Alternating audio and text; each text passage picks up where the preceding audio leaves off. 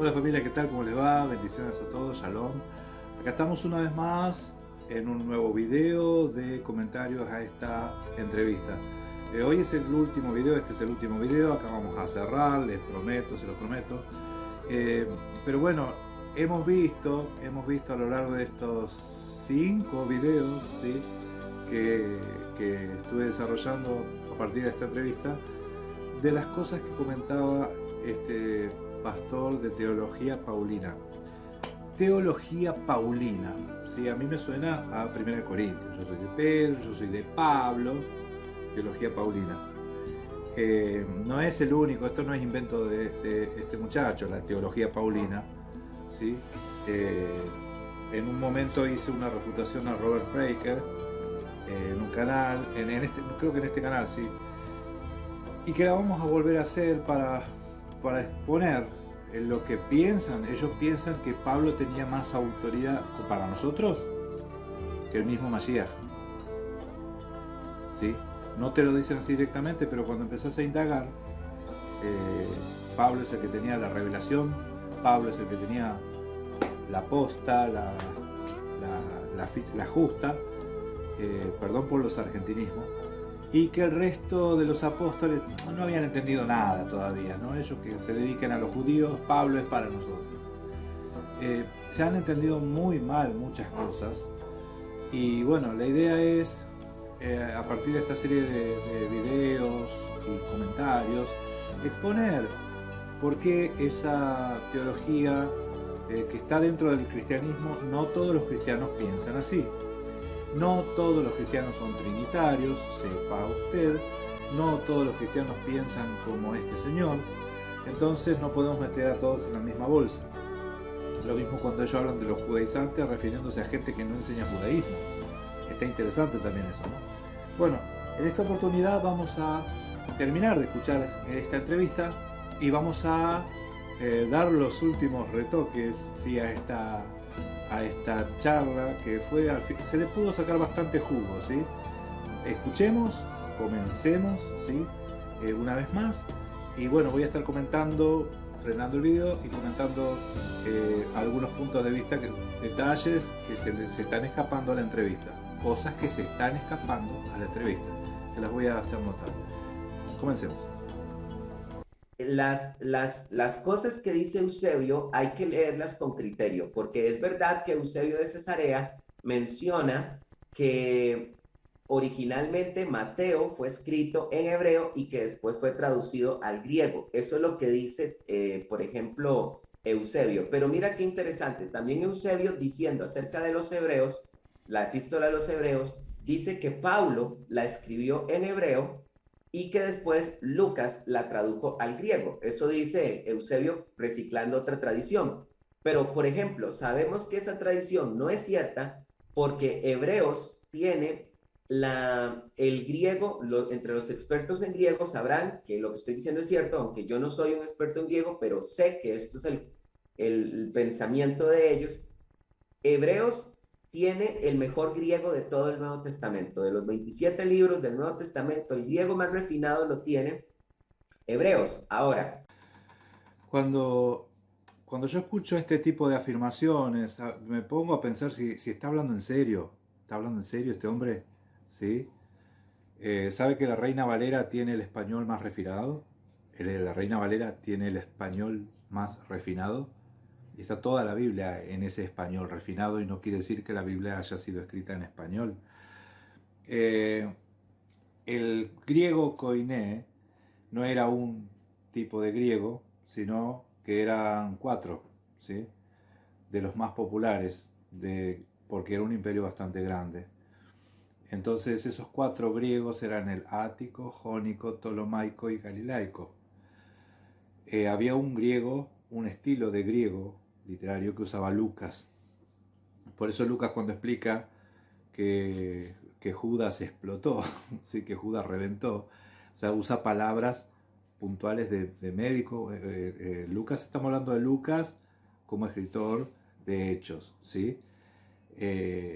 Usa términos médicos para explicarte que reventó, salieron sus entrañas. indicando de que eso era producto de una descomposición, ¿sí? Por eso explotó. Normalmente cuando uno cae de cabeza no explotan las entrañas. Bueno, por otro lado, esto margen aparte, creo que hice un mensaje hablando de eso. Por otro lado, dice que Lucas, este mismo, escribe Hebreos y porque Lucas tenía un griego muy refinado, pero tradujo tranquilamente. Si Eusebio dice que tradujo, me llama la atención que lo que usa para referirse a Eusebio es que Eusebio afirmó que Mateo se había escrito en hebreo y que Eusebio dijo que la carta a los hebreos fue escrita en hebreo, se supone, ¿no? Pero esto dice hay que tomar eh, una crítica, no me acuerdo bien cómo dijo, ¿no? Que como que hay que estudiar bien qué fue lo que dijo Eusebio. Pero lo más llamativo, hermanos, cuando uno cita a Eusebio y estamos hablando de la Trinidad, y se tocó Hechos de los Apóstoles, ¿sí? Perdón, se tocó Mateo 28, 19, el texto puntual, ¿sí? En el nombre del Padre, y del Hijo, y del Espíritu Santo. A ver, ¿qué fue lo que citó Eusebio? Unas 18 veces cita esto, Eusebio. Ustedes lo pueden ver en los textos de Eusebius Tempranus, año 300, dice, citando Mateo 28, 19, dice, id pues y haced discípulos a todas las naciones en mi nombre, enseñándoles a observar mis enseñanzas. ¿Quién dijo eso? Eso dijo Eusebio citando Mateo 28, 19. Lo hizo repetidas veces. ¿Cuántas? 18. Pero ¿saben qué? Eusebio, después del concilio de Nicea, donde ahí se resuelve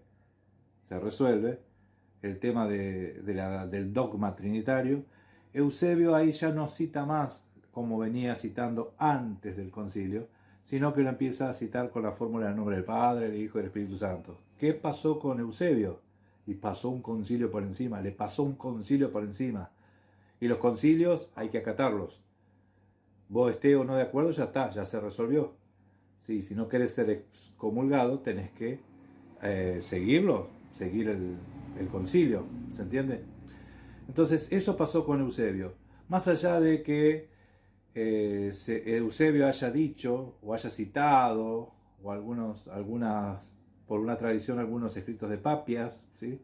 Que Mateo fue escrito en hebreo y que muchos se esforzaban por traducir, porque hay que esforzarse para traducir el hebreo si no es tu lengua.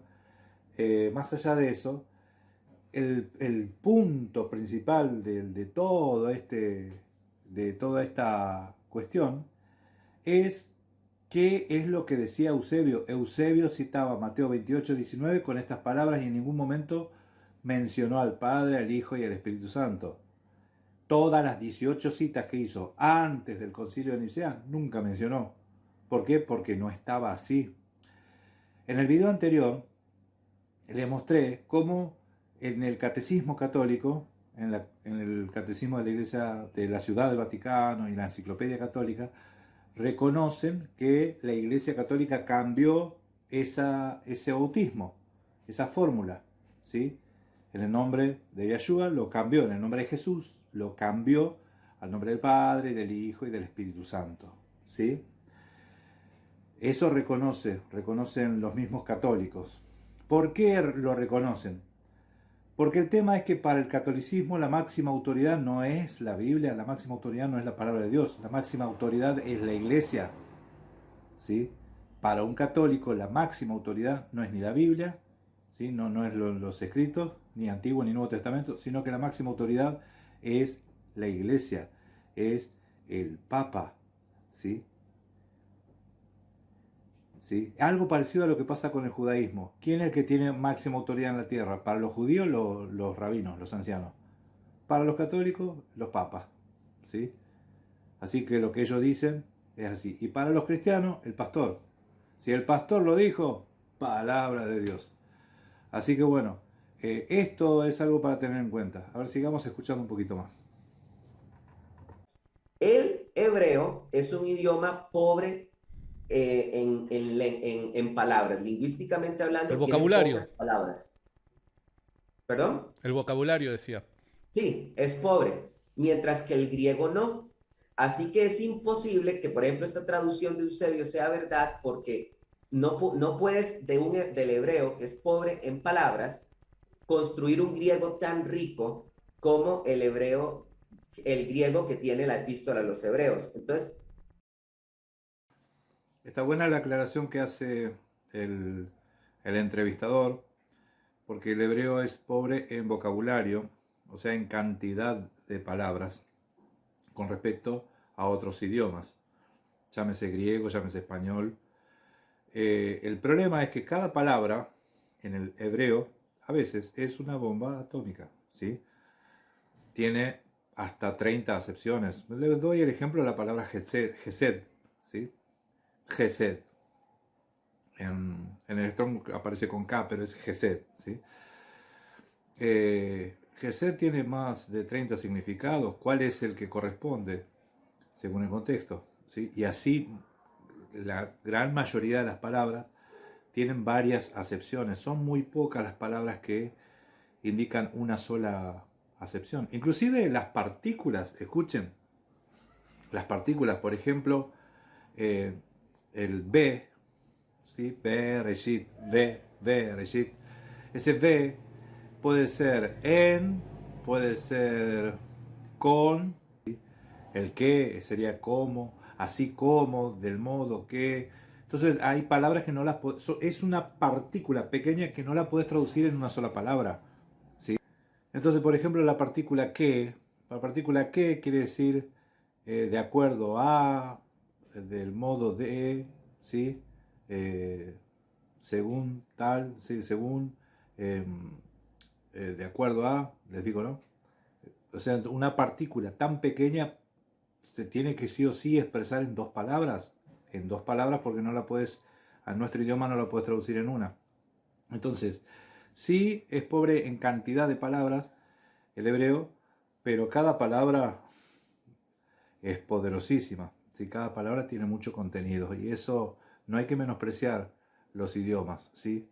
Nosotros a veces para distinguir las cosas tenemos una palabra para cada cosa para distinguirlas. En estos idiomas, a veces le pasa también al griego, tienen una palabra y tiene varias acepciones y pueden ser varias cosas. Así que, bueno, continuemos, sigamos escuchando. vemos que algunas tradiciones de Eusebio no resultan certeras, a pesar de que las diga. En el caso de Mateo resulta igual, porque precisamente no encontramos manuscritos antiguos en hebreo de ningún texto del Nuevo Testamento. Es más, el Códice Real, que eso es una aberración completa del Nuevo Testamento que trata de recoger textos manuscritos antiguos del Nuevo Testamento en hebreo, reconoce que los manuscritos más antiguos que ellos tienen son del siglo 9 y 10 en hebreo, pero nosotros no tenemos un solo manuscrito ni del siglo 4, 3 y 2, no lo hay. Entonces, querer venir con una teoría de que Mateo fue escrito originalmente en hebreo no tiene fundamento alguno para poder pensar tal cosa. Bueno, eso que acaba de decir Alpizar es uno de los errores más grandes que cometen las personas que desconocen el hebreo, ¿sí? Porque cuando lees el hebreo, perdón, mejor dicho, cuando lees el Evangelio de Mateo, en cualquier idioma, en el idioma que sea, vas a notar hebraísmos, ¿sí? Vas a notar hebraísmos. Si hay hebraísmos, eh, es evidente que eso fue escrito en hebreo. Lo tradujeron y en las traducciones no tiene sentido. ¿Sí? ¿Qué es un hebraísmo? Yo le doy un ejemplo. A ver, le doy un ejemplo con un argentinismo. ¿Sí? Yo no sé para usted, ¿sí? ¿Qué signifique si es de otro país? Si usted es de otro país, dígame. Pero si es de otro país y le dicen, pegame un tubazo, ¿qué significa eso? Si es de otro país y le dicen se fue para el lado de los tomates, ¿qué significa eso? ¿Un argentino sabe? ¿Sí? Argentino, comenten acá abajo en los comentarios qué significa pegarme un tubazo y qué significa se fue para el lado de los tomates. ¿Sí?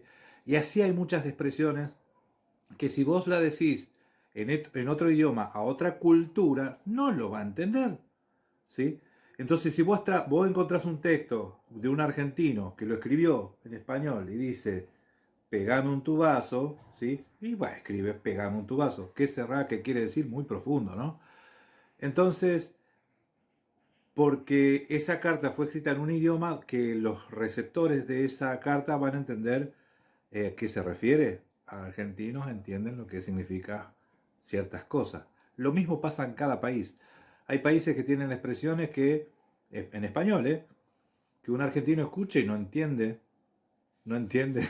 Sí, me río mucho yo porque hay veces que escucho que lo hablan con tan naturalidad. Para nosotros es otra cosa eso, ¿no? Bueno, al margen de esto, ¿qué les quiero decir? Que cualquiera que conoce hebreo sabe que es muy evidente que eso fue escrito en hebreo, ¿sí? Y que aunque esté escrito en griego, el original, el mensaje está en hebreo, una mentalidad hebrea, ¿sí? Lo mismo pasa con Apocalipsis, ¿sí? Y con otros textos del Nuevo Testamento, el Brit Hadashah. Entonces entendamos, cuando dice carece de fundamento, en realidad carece de conocimiento del idioma. O sea, si yo conozco el idioma, me doy cuenta de que Mateo fue escrito en hebreo, ¿sí? Mateo, Marcos, Juan fueron escritos en hebreo, ¿sí? ¿Por qué? Porque están plagados de hebraísmos, ¿sí? Y así también Apocalipsis, ¿sí? El libro de los hebreos también. El libro de los hebreos también. Bien, más allá de todo esto, hermanos, continuemos porque vamos a tratar de darle fin a esta entrevista, ¿sí?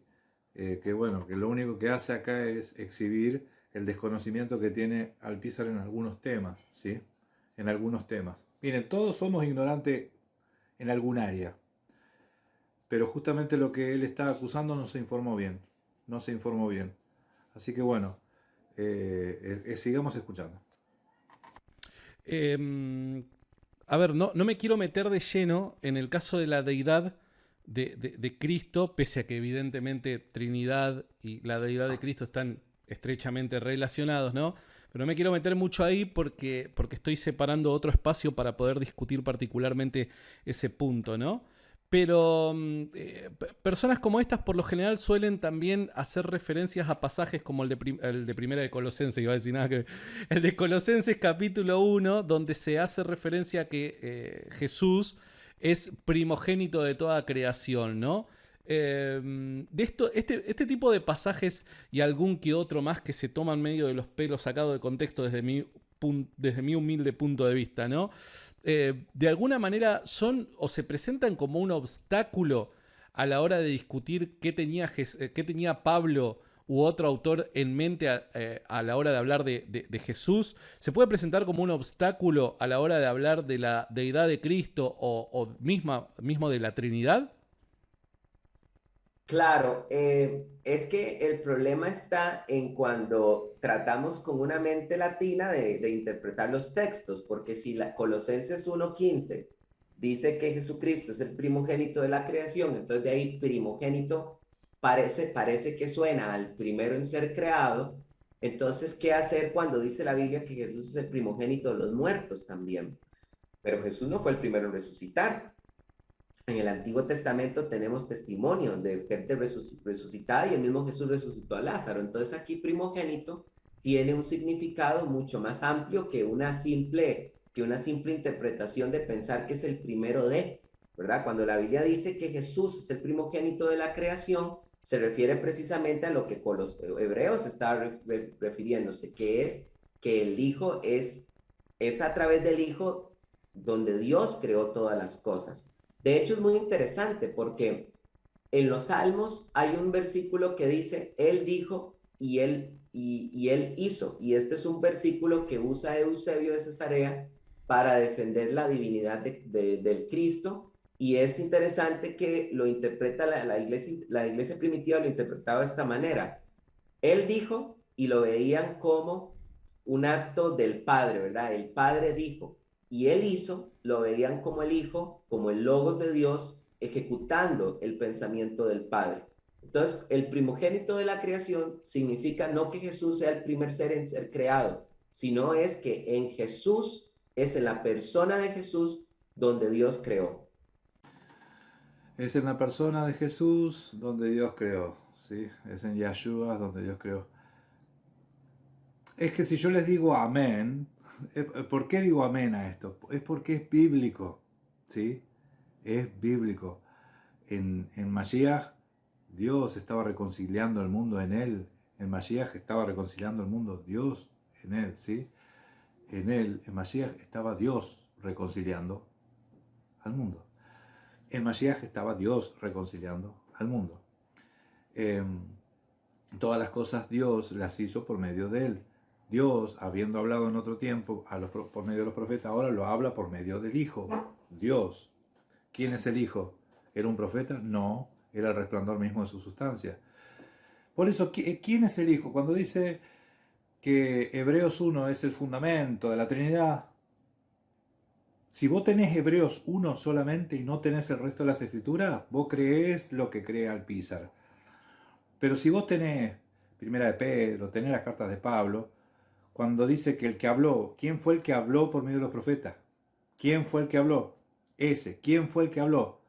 Según Pedro, era el Espíritu del Hijo, el que habló por medio de los profetas.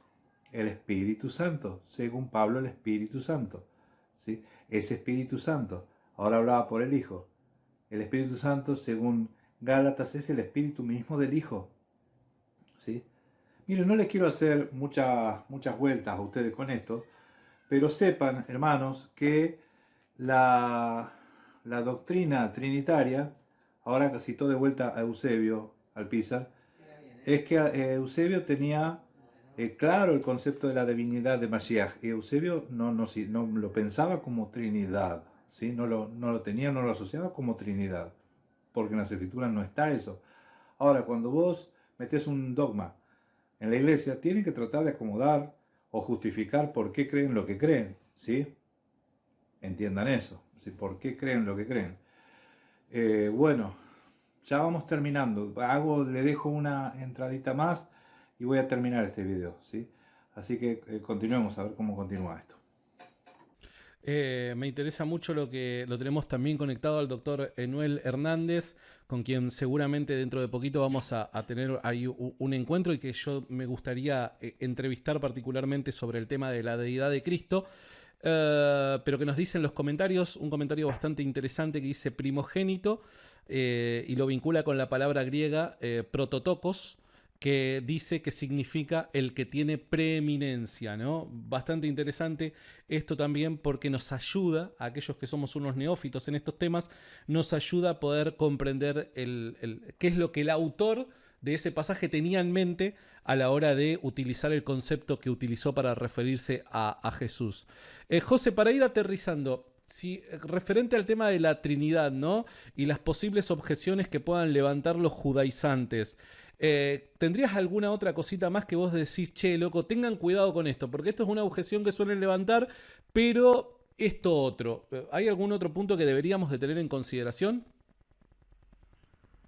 Bueno, yo pienso que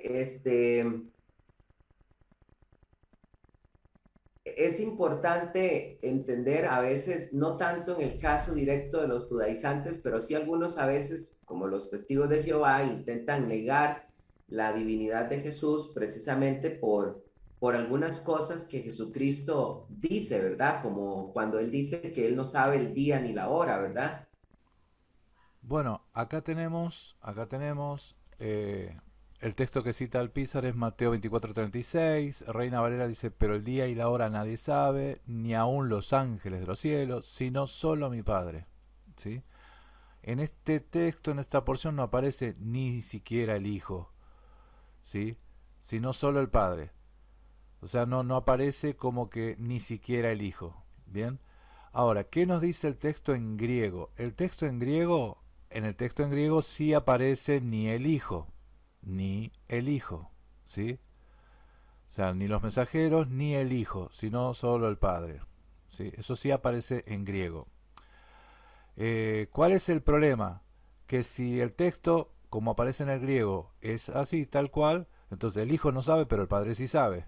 Miren, hay muchas explicaciones para explicar esto, ¿sí? ¿Cómo es que si el hijo y el padre son el mismo? ¿Cómo es que acá te dice que el hijo no sabe, pero el padre sí? Bueno, esto lo podemos también comparar con el Mateo hebreo, ¿sí?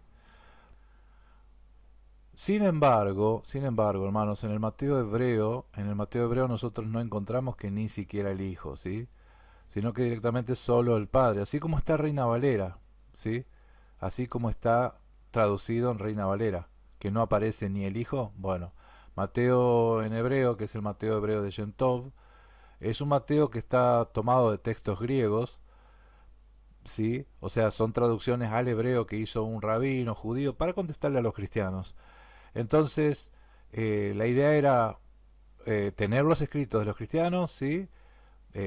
Tal cual como ellos dicen, como ellos afirman, para poder responderles. Y esta era una buena oportunidad también para modificar algunas cosas si había que modificar. Sin embargo, o contraargumentar, ¿sí? Sin embargo, en este caso, nosotros leemos que en el Mateo hebreo dice que no sabe, nadie lo sabe, sino solo el Padre, sino solo el Padre, ¿sí? No dice solo mi Padre, solo el Padre, ¿sí? Solamente el Padre. Esto cuadra con todo lo que venía diciendo Mashiach, ¿sí? Todo lo que venía diciendo Mashiach, porque si decía el Hijo tampoco sabe, pero el Padre sí, o mi Padre sí, él se hace distinto al Padre. Pero sin embargo en este texto dice nadie sabe, solo el Padre. Esto es muy semejante a lo que pasa en Hechos 1, ¿sí? Cuando le pregunta, ¿restaurarás ahora el reino de Israel? ¿No les toca a vosotros saber lo que el Padre ha puesto en su sola potestad? Parafraseando un poco de qué es lo que, cuál es la situación y qué es lo que está respondiendo Mashiach, ¿sí?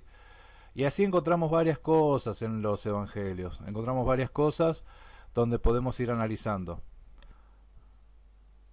Entonces, este evangelio hebreo que no es el evangelio original, pero está tomado de copias griegas más antiguas del siglo IV, ¿sí? Aparece de esta forma, aparece escrito de esta forma, ¿sí? Bueno, hermanos, esto es todo por ahora. Gracia y paz. Nos vemos en el próximo video. Y bueno, hasta aquí llegamos. Por otro lado, vi que había hecho desafíos de debates al Pizar. Alguno le comentó en ese video de por qué no respondió el debate con el muchacho del canal Huesos Secos, ¿sí? Al Pizar en ese desafío de debate supuestamente dijo que sí, pero nunca se dio, ¿sí? Y por otro lado, en estos días tuvo un debate con un hombre, un tal Jonathan, acerca de si los gentiles estaban obligados a guardar o no el Shabbat. Y les digo la verdad que Alpizar hizo un papelón, ¿sí? Hizo un papelón. Voy a estar comentando eso próximamente, simplemente para mostrar por qué digo lo que digo, ¿sí? Porque los debates uno tiene que fundamentar y hacer ciertas cosas y cumplir ciertas pautas que Alpizar no las cumplió. Así que bueno, por mi parte esto es todo, hermanos, bendiciones, gracias y paz, gracias por estar ahí y por seguir toda esta enseñanza. Nos estamos viendo en los próximos videos. Shalom, shalom.